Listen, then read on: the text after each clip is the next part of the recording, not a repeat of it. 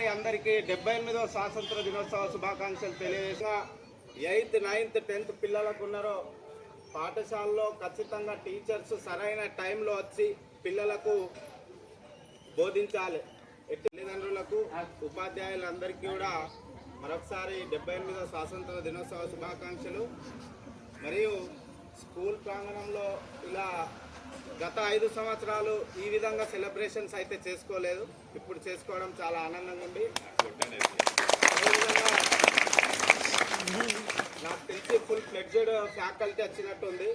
గతంలో వీవీల మధ్యలో స్కూల్ నడిచింది, అందరూ కూడా గవర్నమెంట్ సార్లు వచ్చారు. కాబట్టి ఏదైతే ముఖ్యంగా 8th, 9th, 10th పిల్లలకు ఉన్నారో పాఠశాలలో ఖచ్చితంగా టీచర్స్ సరైన టైంలో వచ్చి పిల్లలకు బోధించాలి.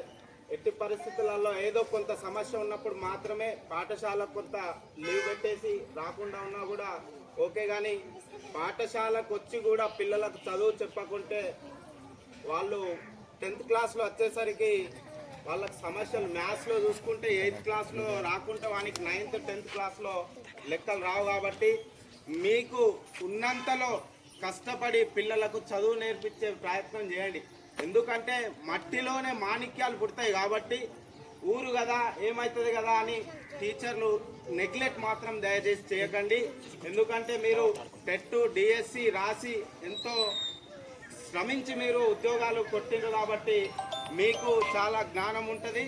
ఆ జ్ఞానాన్ని తమ పిల్లలుగా భావించి మీరు వాళ్లకు చదువు నేర్పిస్తే రానున్న తరంలో ఎస్ఐలు, సిఐలు, డిఎస్పీలుగా, రాజకీయ నాయకులుగా వాళ్ళు ఎదిగే అవకాశం ఉంటుంది. కాబట్టి మీరు ఎట్టి పరిస్థితుల్లో చదువు చెప్పడంలో నెగ్లెక్ట్ చేయరని నేను భావిస్తున్నా. గతంలో ఫ్యాకల్టీ లేకున్నా కూడా ఇక్కడి డబ్బా పిల్లలు చాలా చదివి 7 8 9 కూడా తీసుకొచ్చినటువంటి పిల్లలు ఉన్నారు. అందుకనే మీరు ఎడ్యుకేషన్ పైన కాన్సన్ట్రేషన్ చేసి మీరు పిల్లలకు విద్యను అందిస్తే మేము కూడా మా తరపున మీకు కావలసినటువంటి సహకారం ఖచ్చితంగా అందిస్తాం.